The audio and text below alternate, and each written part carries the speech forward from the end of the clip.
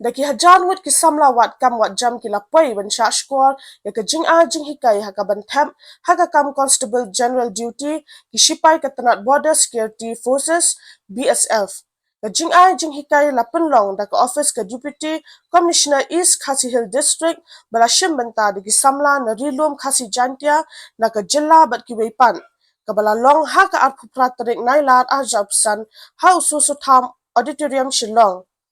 Hakani ke program la shimbenta da ki officer ki badai na ke office jang ke BSF berkentup u Commandant Establishment BSF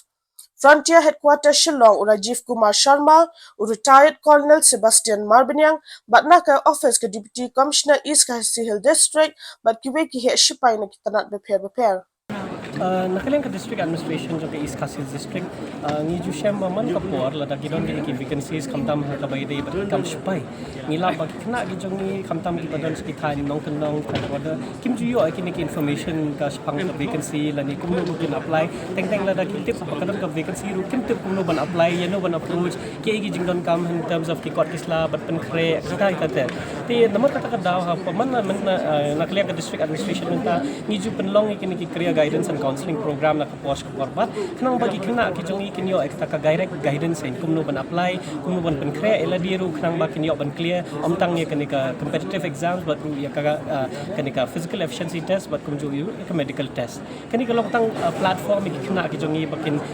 guide ki no bas dang hadu bakut bakin dai ngin dai yo marba da kumba man hakani la dapi kenmau ngidang hapo about a month back ngidang penle ke ka agnivir mo coaching ke bangi penlong ngi ai training shibna ki ka bas ko tanar ka long ban na pedeng gitu kena ki mai coaching sis pa aku ngut ku malong semla ku mangile kani ki pas hadu kendai pun riumut nak liang ke East Khasi district but ke Meghalaya hi berokoi ki don hadu kumbasan spa nyu kulai ngut ku pas ka written exams te katu pen i baladang i ai coaching ba ki kena ki jongi kadang ka chances ki bakin kam kam paus kemar kam lagi ki exams bakin nila yo la do banyo ki kam sarkar At kumo pila don kan yo feel ko UMCS so hatu kan don nem so da ki se ki we padi ki la lanti umde tang ak bedi ki force kala benong ki civil service hatu kan don nem kata ka jit mu pada yes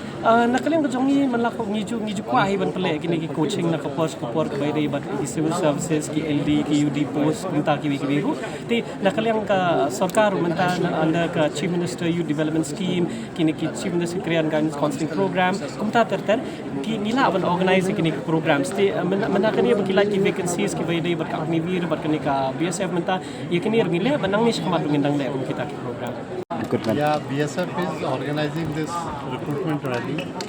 exclusively for scheduled tribes of Meghalaya state, and Government of India has sanctioned 300 vacancies for eligible, constable, GD, male and female candidates from Meghalaya state. This is a golden opportunity for the scheduled tribe of Meghalaya state to appear in this, and the recruitment process will be completed in a short span of around 3 months. So it is a very important for all the scheduled tribes of this state who wants to join, who are the aspirant to join the forces.